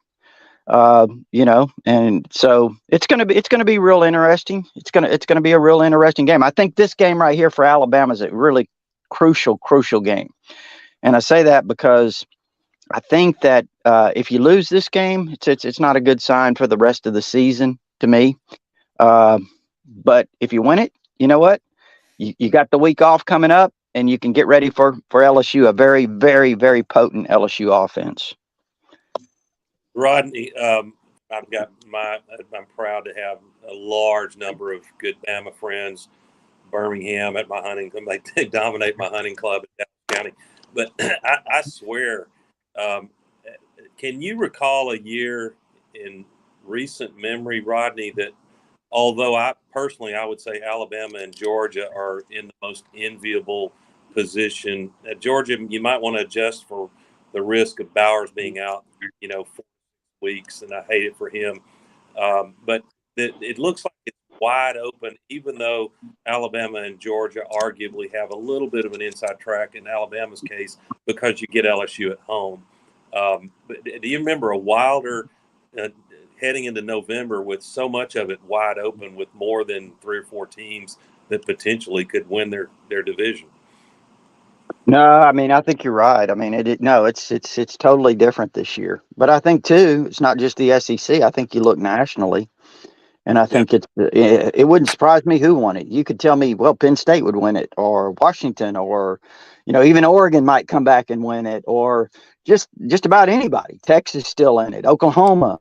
I mean, you could really throw out a lot of teams that could conceivably win the national championship and get in the playoffs. This would be a great year to me. This would be a great year to have 12 teams in the playoff, to be honest with you. Yes. But you read my. I'm sorry. I just said you read my mind on that, Rondi. Yes, and I mean, so no, it's you're right. I mean, I think it's it is wide open. And, I really think this is just me, just an observation. Observations change too. Opinions change. But where we are right now, just looking at it, I think, a lot of these teams are so equal that ultimately it's going to come down to who has a quarterback who can make plays in clutch situations and that can play consistently. And that's what I think it's going to come down to. Yeah. All the best to you, Rodney. I'm going to get out of y'all's way, Rob. Hey, Doug, thank you so much. Thank you. Love having you on here. Looking forward to being on later this week. All right, Rodney, here's a comment, Alabama versus Tennessee is a series of streaks. Remember, 71 to 82. Mm-hmm. Tennessee wins 82 to 85. Then Bobby Humphrey and Alabama go to Knoxville in 86, 56-28, I think it was. Mm-hmm. Alabama wins 9 straight through the 94 and then 95. First play from kickoff at Legion Field. Peyton Manning hits Huntsville native Joey Kent for a 75-yard touchdown on the first play. Tennessee reels off some wins. But then talking about streaks for 15 straight years. And then last year, Tennessee gets to win on a knuckleball field goal, 52-49 at Neyland Stadium. This one's in Tuscaloosa. It's a tough place to play. We talked about it in the preseason.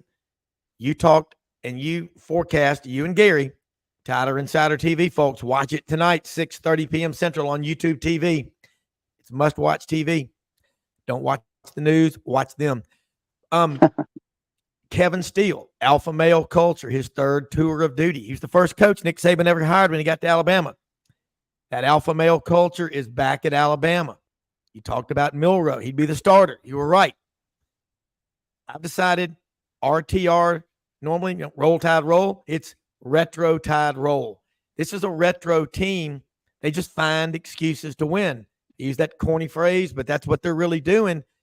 Kind of expand on that where I'm going because there's a lot of talent on there. Mm-hmm. Offensively, they're not scoring 45 and 50 a game. They're just doing what they got to do to win. Mm-hmm. Yeah, I think they had opportunities to knock this team out, Arkansas, and that's what you're talking about, not scoring points. I mean, they had opportunities. I talked to a guy, a former NFL quarterback, who said, look, there were receivers open and there were opportunities to throw the ball. And, the quarterback continues. Milroe holds the ball too long. He holds the ball. He's 14th in the SEC when it comes to time holding the ball. 3.4 seconds, I think it is. You combine that with a left tackle that's having trouble pass blocking at times, and it's not a good formula right now. So it's not all on the quarterback. It's not all on the left tackle. It's a combination of things. And probably out of the 31 sacks Alabama's already given up, I would say probably 15 or more have been on the quarterbacks, and that would include Ty Simpson taking a lot of sacks in that South Florida game. But I think a lot of it's not all the offensive line. So, sometimes you have to get rid of the ball. You have to get rid of the ball on time. But you talked about finding a way to win the game. And as much as Milroe really struggled in the second half, and he had guys open, he missed them. He didn't see them. He had Jace McClellan on a flare on a 3rd and 3 in the red zone. People say, why didn't you keep running it? Well, I mean, he had a guy wide open. It wasn't a bad play call. And all you have to do is it's pretty basic execution. Just he didn't see him. So it's not always a bad call, bad play call as much as sometimes it's just execution. So, but I say that to say that, I just think right now they're inconsistent offensively and they have opportunities, but they're not executing, Rob, offensively. And I think that's what really hurt them in the second half of the Arkansas game, because they could have put that game away and had opportunities to do it and take Arkansas's will away. Now, with that said, I know it's kind of long-winded here, but I will get to what your point was about finding ways to win. Milroe on that throw to Amari Niblack, I mean, here it is. He's struggling, to complete a pass, to see receivers or whatever it is. And he's got a guy in his face, and he drops one over the linebacker, in front of the safety. And I mean, Nia Black makes a key grab. That's what you're talking about. Sometimes you have to find a way to win. And, Milroe made a play right there. He seems to make plays sometimes, when they're needed most. So, we'll see. I mean, like I said, I don't, this taking nothing away from Tennessee. I think they're a real threat in this game. I really do. They run the ball extremely well. And Milton is capable of hitting big throws. Just not been consistent, a little bit like Milroe. But, if Alabama wins this game, then, they've got an opportunity. If they don't, then I think it's probably, I don't see good, relatively speaking, I think it'll be a challenge for Alabama the rest of the year. Yeah, and it's going to be a challenge for Tennessee to go down there and get a win. I mean, the last time they won in Tuscaloosa, it's been a while. And I'm trying to think, because they play down there in the even years, you'd have to go I think it was back. 03. I'm thinking I was gonna 03. say Okay. 03.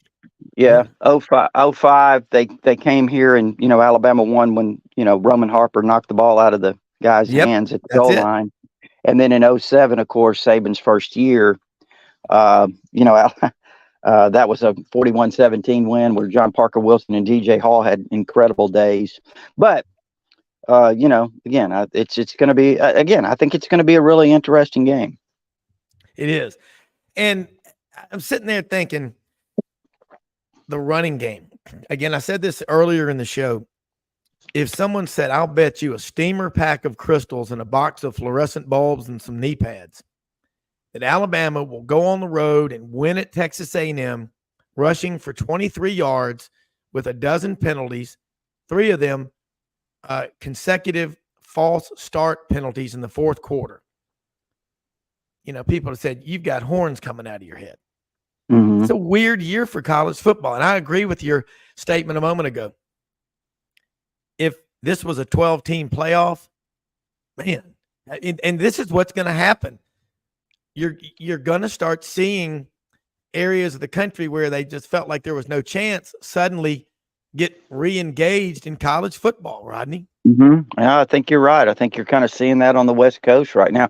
Oh my God. I mean, it's Washington, Oregon, and those are really good teams, man. It'll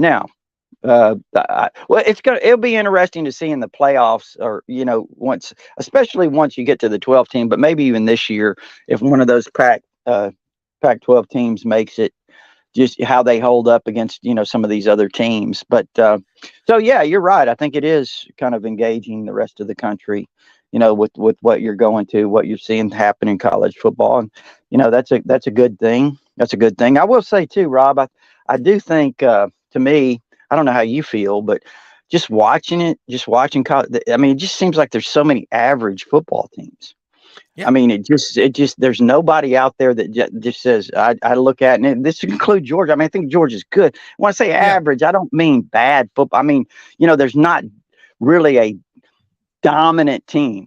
I don't see dominant teams. I see even the really good teams, or the best teams, I should say, the best teams this year don't appear to be that dominant to me. No. And that's interesting. I mean, look. I think Alabama going down to Auburn, you look later in the year, Auburn's really struggled. I mean, in terms of, the record and what their expectations are, but that's going to be a real challenge for Alabama. I mean, that's, so I think all of these teams are capable of winning. It's just kind of where it is. Yeah. And you just look at the way the season's going. I mentioned earlier, 1983, it's a lot of the 1980s style of football. I remember that 83 game because I said that my sister was getting married October 15th of 83.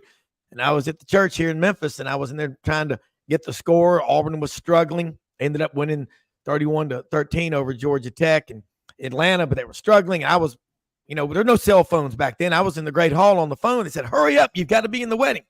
And then the Tennessee-Alabama game, when we walked out, Johnny Jones reeled off that 66-yarder. Alan Cockrell from was the quarterback, and it was a big play. But man, this is I see what is happening in college football is there's this great revival of every weekend. You don't know what you're going to get. And you look at Alabama, is with Kevin Steele doing what he's doing with the defense, and they're playing. I think Nick Saban is saying, "Okay, you got this." Mm-hmm. He's spending more time with the offense. I know this sounds crazy, but I'm going to say it. Nick Saban looks like he's having more fun coaching and more involved this year than in a long time, because he's had to, but I think he loves it. And I also want to say this. They keep going back to the player that, Saban was getting on him, about coach. Man, that kind of stuff happens to me every day. I'm married. I mean, I went to Christian Brothers High School, man. You didn't wear socks or your homework. If you forgot to shave, they sent you down to the football coach's office and you used an old dry, straight lawnmower blade to dry shave. You didn't forget. I mean, that's a good thing. But I think Nick Saban's having fun. What do you think? Well, I mean, I don't know if he's having fun or not, but he sure looks like. Well, look, I'll say it like this. He loves coaching. And I think you're right. I think he does. And I'm not saying he was less engaged. Yeah. Ever. I'm not trying to say that. What I am saying is that he does look like he is more actively involved in terms of, he looks like the old Saban a little bit. Yeah. He's not quite as reserved, or if that's the way you want to, the word you would apply to it. But he does look more engaged in terms of coaching hard, if you will. And I think it's even since the season started, he's kind of become more and more that way, kind of getting back to the old Saban. But look, this is you mentioned Kevin Steele. I think they're doing a fantastic job on the defensive side. I think they've done a great job. I think we see a lot of characteristics of some of these former defenses. Then again, I'm not saying they're an elite defense, but Rob, it's just, to me, it's just offensively. It's offensively. They're hit and miss. Yeah. Yeah. I mean, it's not, I think what it is other teams maybe have gotten better. And then when you have a year where you weren't sure about your quarterback, it took you a few games to break him in. But here they are winning. And I agree with you. The team that wins Saturday, Tennessee or Alabama, I think they'll be in Atlanta. Wow. I do think whichever one of them wins is going to Atlanta. And they still could both, be there. But I think that looking at this game, it's huge. But this is what you love about college football. You absolutely love it. Rodney, I just think about what Dave Tompkins, one of our regulars on what we call it Savant Saturday. Dave grew up in Mountain Brook, went to West Point, still a lifelong Alabama fan. He says, there are times when I'll be looking out on the water, at the lake or at the beach, and I just have a John Forney moment. There goes Stedman Shaley, touchdown Alabama. This brought to you by Bromberg's Jewelers, play of the day throughout the state of Alabama. Bromberg's Jewelers. And you go back, I'm telling you, no matter what anybody says, the love of college football is on, it's on fire. Buddy Martin, GatorbaitMedia.com. He's been around a while. He's an incredible sports writer, sports editor of the New York Daily News, the Denver Post, St. Pete Times, now Gatorbait. He said, there were 5 of us on the round table Saturday morning. He goes, hey, raise your hand if you stayed up last night and watched Colorado Stanford. Everybody on the panel Saturday morning on the show on Sidelines raised their hand. He goes, wow. Okay, say whatever you want about Deion. But I'll say this. I don't think Nick Saban would be associating with him if he didn't like him and have respect for him. And I think there's a mutual respect. But that was a meltdown of epic proportion. But you know what? It sucked for Colorado. But the interest in college football, 9.6 million people stayed up to watch Colorado State, Colorado. I think the game last year had 1.2 million. Wow. Right. Yeah. Something like that. But Rodney, what's happening? So continue to keep pounding out the content that you do. Tighter Insider TV, what you and Gary Harris do. And people think everything's about the big national guys, and nothing against them. But they need to be like Tony Barnhart. You know, he's a Georgia grad, and he's not ashamed to say, hey, I love Georgia. He loves the Dogs. But he also covers the national picture. You know what I'm saying? Yeah. You cover Alabama, but I could ask you a question about something nationally, and you're just as versed on that topic. So, but the local coverage, it just makes fans appreciate more. And, you know, this is the May Veterinary Clinic Tighter Insider Report. 2 locations, Tuscaloosa and Northport, open every day. Remember, they're on the website, mayveterinary.clinic.com. Sundays, 3 to 5 p.m., dog and cat daycare, drop off and pick up. They have an outdoor cement pond, a swimming pool for the dogs. Some cats like to swim. But they also have connecting cat condos. So if you got a bunch of cats, they can all stay there together. Proud to have them as a sponsor. Rodney, I bet you after this show, in just a matter of time, a few Taco Casa tacos would be good. I'm just thinking about them right now. But give me your gut feeling on Jalen Milroe and how you think they attack Tennessee Saturday. And then let people know how they can follow you. Well, you know, I mean, that's a good question. I think, you know, again, it just depends. I know that Tennessee's really got a pass rush that, you know, has caused some people problems at times. We saw that against Texas A&M. So that'd be a real challenge. You know, I think that, you know, you got to be able to, what they want to do. Alabama wants to be able to run the ball. But like you said, they couldn't run the ball against Texas A&M. A&M sold out to take that away, and Milroe started hitting some short throws, and he got into a rhythm and, you know, had a really big day. So I guess it just depends. You know, Rob, you know, you can sit here and you can project things, but until they're actually out there on the field and you're watching, okay, this is what they're doing, it's hard to say. I mean, it depends on how Tennessee really tries to defend him. And, you know, what kind of adjustments does Tommy Rees make? And by the way, while we're talking about that, I will say this. You know, I know Rees has caught criticism. I don't really understand that much of that because he's working with an offensive line that's still a work in progress. I mean, they've had some different starters, and he's working with a quarterback that's not only was young, but inconsistent, missing things. I mean, he's limited in what he can call in a lot of respects. And I think it's, you know, it's been a tough job for him. And I think he's done a really good job so far based on what he has. So, you know, it's going to be interesting. We'll see. You know, come Saturday, I think it's going to be a very, very interesting game. And it's going to be, to me, Rob, it's probably going to be a pretty close one. Yeah, I think it will be. Folks, most often we see the face of Christ in the least among us. Go out and do kind things for people. You never know just what kind words and kind deeds and follow through can mean to people out there in life. You see somebody that you think needs help, they do. They do. Help them out. Rodney, let folks again know how they can keep up with you. And like you said, you don't know till you get there Tuesday night at 6:30 what y'all are going to talk about. But I love watching Tighter Insider TV.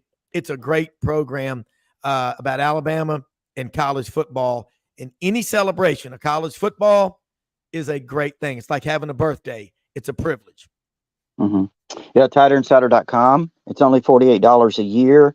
You can get instant access with your credit card, or if you prefer, there is an address there to send a check. Gives you all our premium information, but also our All Sports Forum. That's our community of Alabama fans right there. I'm involved in that a lot in terms of exchange and information and, you know, opinions and all of those things. And, you know, it's really about community now, Rob. That's really where it is, where people can talk and, you know, kind of just share their insight and opinions. So that's really what we try to emphasize with our community there on tighter-insider.com. Look, talking about college football, darn, I'll do it. All right, Rodney, we'll see you next week. Thanks, everybody, for listening, for watching. Tell your friends about Sidelines. We're out of here. We'll see you tomorrow.